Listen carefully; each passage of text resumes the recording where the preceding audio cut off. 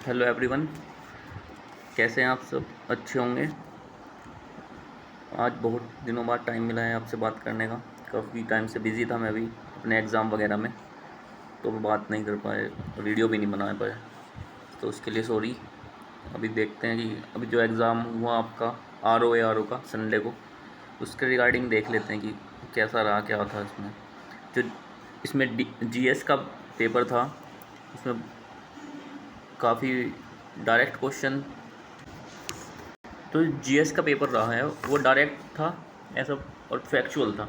लोग बोल रहे हैं कि इजी है काफ़ी, ज़्यादा इजी भी तो नहीं था, क्योंकि फैक्चुअल जब चीज़ें हो जाती है ना, तो वो थोड़ा सा डिफ़िकल्ट तो हो ही जाता है। जैसे दो ऑप्शन में जाके कंफ्यूज हो जाते हैं, कंफ्यूजिंग रहता है कि ये वाला डाटा सही है कि ये वाला सही है। पॉइंट पॉइंट तक डाटा पूछ रखा था इसमें। तो ईज़ी देखने में तो था, पर करने में किसी को याद है कि नहीं, जो अच्छे से पढ़ रहा है उसके लिए तो काफ़ी ईजी है। बट जो अभी नहीं पढ़ रहा, किसी और एग्ज़ाम में बिज़ी था, मतलब थोड़ा बहुत भी रह गया उसका, तो उसके लिए थोड़ा कंफ्यूजिंग हो जाएगा एक बार रिवाइज नहीं अच्छे से हो पाया तो इजी टू मॉडरेट बोल सकते हैं कि इजी टू मॉडरेट पेपर का लेवल था इस बार। और हिंदी के बारे में देख लेते हैं। जीएस तो हो गया। जीएस में अगर आपने मतलब 80 to 85 आपके आ रहे हैं आराम से नेट इसमें, तो आप अच्छा स्कोर कर रहे हैं इसमें। 85 80 प्लस जो आपके आ रहे हैं अगर जीएस में, तो एक अच्छा स्कोर माना जाएगा। और हिंदी में, हिंदी का पेपर जो था जीएस से थोड़ा ट्रिकी था, मतलब इतना आसान नहीं था जिस तरह पहले आता था हमेशा। जितना ही मान के चलते थे कि बाई 60 हो जाएंगे, उस टाइप का नहीं था, थोड़ा सा ट्रिकी था इस बार। दो ऑप्शन तक तो आराम से पहुंच जाते थे, पर दो ऑप्शन में जाके बाद में कुछ को कन्फ्यूज़न हो रहा था कि ये सही है कि यह सही है, कुछ सुने हुए ऑप्शंस नहीं थे, तो इसलिए थोड़ा सा कन्फ्यूजिंग ट्रिकी हो गया ये। तो 3-4 क्वेश्चन का इधर लॉस भी हो सकता है उसके हिसाब से। तो जिसका हिंदी अच्छा हो गया होगा ना, तो उसका मान के चलिए कि सिलेक्शन के चांसेस ज़्यादा हैं, जो हिंदी अच्छा करके आया है। तो हिंदी वालों के यहाँ एज मिल जाती है हिंदी में। ओवरऑल देख लेते हैं अभी कट ऑफ और स्पीड का के हिसाब से क्या बैठेगी। तो कट ऑफ जो है वो 3-4 फैक्टर पे डिपेंड करती है, आपको सबको पता ही है। जैसे सीट्स हर बार थोड़ी कम रहती थी, आर की इस बार सीट ज़्यादा है, 350 प्लस सीट हैं। अटेंडेंस जो परसेंटेज है वो कम है, हालांकि 35% है, बल्कि जो कि फार्म थे वो ज़्यादा थे, इसलिए तो 3.5-4 लाख बच्चों ने फॉर्म दिया ही होगा, जो कि मेरे अनुसार इतना लग रहा है मुझे। 3.5 से 4 लाख बच्चों ने ये दिया होगा। ये कोई ऑफिशियल डाटा नहीं है, बस एक अनुमान है।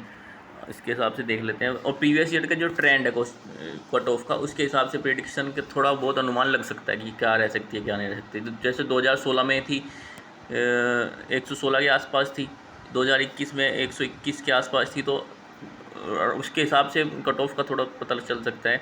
कट ऑफ जो है 121 से कम तो नहीं होगी शायद, इतना लगता है कि 2021 वाले से कम नहीं होगी, तो क्योंकि इतना ईजी नहीं था, क्योंकि सीटें थोड़ी ज़्यादा हैं, तो उसके आसपास रहने की ज़्यादा संभावनाएं हैं।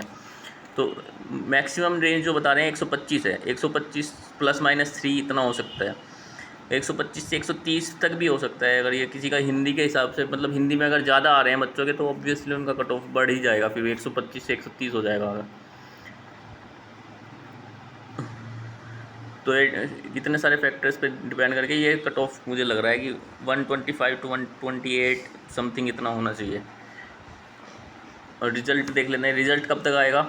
रिज़ल्ट के चांसेस हैं भाई, हमेशा पहले तो आंसर की देंगे, फिर उस पर बोलेंगे फीडबैक वगैरह, फिर उसकी डेट जाएगी, तो मतलब 1.5-2 महीने तो आप मान के चलिए कि इतना टाइम तो लग जाएगा रिज़ल्ट आने में। तो अभी चल रहा है अगस्त, चल रहा है, अगस्त तक तो निकाल ही देंगे, मतलब सितंबर स्टार्टिंग में जाके शायद रिज़ल्ट आए, फिर 2-3 महीने का टाइम देंगे, तब मेंस होगा शायद। तो वही हिसाब से रिज़ल्ट बैठेगा तब तक। तो आपका दूसरा एग्ज़ाम, आप क्या करें, आप बैठे तो नहीं रह सकते। आपको पता लग गया होगा कि आपके कितने नंबर बन रहे हैं। आप अगर 120 से कम की रेंज में हैं भाई, फिर तो आप कोई दूसरे एग्ज़ाम की तैयारी करना स्टार्ट कर दीजिए। साथ साथ में जब इसका आएगा तब देख लीजिएगा, क्योंकि आपको पढ़ना तो सेम ही है, इसमें भी अगर हो भी गया तब भी तो जीएस तो पढ़नी ही पड़ेगी। तो नहीं तो दूसरा एग्ज़ाम आपको यूपी से प्री आ रहा है, आप उसकी तैयारी करिए अपना। 2 महीने में वो भी एग्ज़ाम है, 75 डेज़ बचे हैं उसके। तो ये अभी से तैयारी करेंगे तब जाके आपका हो पाएगा, क्योंकि इतना कम टाइम है, आप एकदम से चीज़ें नहीं कर सकते। आप रिज़ल्ट तक वेट करें, फिर नहीं हुआ तो आप फिर से पढ़ें, ऐसा नहीं है। आप अभी से तैयारी अपनी स्टार्ट करिए। आप यूपी से नहीं है, अगर कोई और स्टेट से हैं तो वहाँ का एग्ज़ाम देखिए, अपने एग्ज़ाम की तैयारी करिए। जहाँ यूपी वाले हैं तो वो अपना एक तो पीसीएस का आ रहा है और दूसरा पैट का एग्ज़ाम आ रहा है अभी सितंबर में, तो वो सुन रहे हैं कि उससे लोअर की पीसीएस की वैकेंसी कोई आएगी तो आप वो भी दे सकते हैं। तो ऐसे अपनी तैयारी को कंटिन्यू रखिए, रोकिए मत, चलते रहिए। कुछ काम वगैरह आप ढूंढ सकते हैं, इस टाइम पर काम भी कर सकते हैं, कोई टेस्ट सीरीज कोचिंग वगैरह में ज्वाइन कर लीजिए, देख लीजिए, अगर आपको ज़रूरत है तो करते रहिए, ऐसा छोड़िए मत, कुछ भी लगे रहिए, कुछ ना कुछ आपको मिल ही जाएगा। आगे आगे चर्चा करेंगे कि पीसीएस के बारे में अलग से वीडियो बनाएंगे, उसमें क्या करना है। अभी नेक्स्ट टारगेट हमारा जो है, इस चैनल पे क्या करेंगे हम, तो इस चैनल पे टारगेट हमारा यूपी पीसीएस है, तो यूपी पीसीएस के ही एग्ज़ाम की बात करेंगे हम। तो यूपी पीसीएस में पीसीएस आने वाला है, जो अब पीसीएस का एग्ज़ाम 12 अक्टूबर को है, तो उसकी तैयारी के रिगार्डिंग बात करेंगे, चर्चा करेंगे क्या कमी रही थी, क्या इम्प्रूव करना है, क्या क्या पढ़ना चाहिए, क्या नहीं पढ़ना चाहिए, और करंट अफेयर कहाँ से करें। मैं सोच रहा हूँ कि करंट अफेयर इस चैनल पे भी मैं करवा दूँ आपका, 1 साल तक का करंट अफेयर तो मैं करवा ही दूँगा, क्योंकि मुझे खुद भी करना है, तो मैं आपका वो इस पर करा दूँगा।